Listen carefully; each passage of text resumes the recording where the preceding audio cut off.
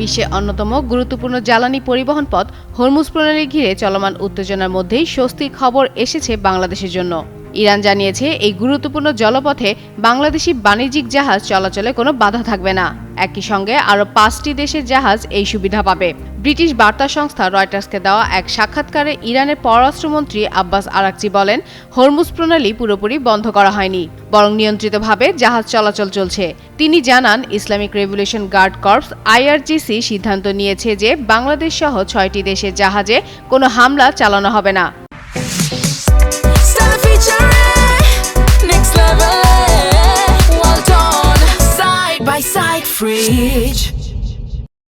অন্য দেশগুলো হলো ভারত, চীন, রাশিয়া, পাকিস্তান ও ইরাক।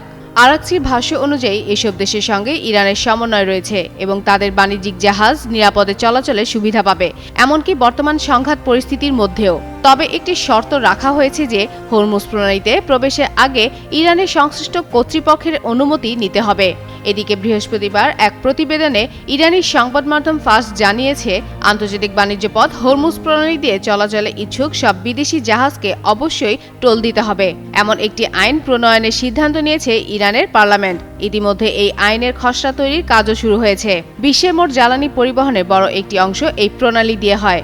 সাম্প্রতিক উত্তেজনার কারণে সরবরাহ ব্যাহত হয়, আন্তর্জাতিক বাজারে তেলের দামও বেড়েছে। এমন প্রেক্ষাপটে বাংলাদেশের জন্য এই ঘোষণা ইতিবাচক হিসেবে দেখা হচ্ছে।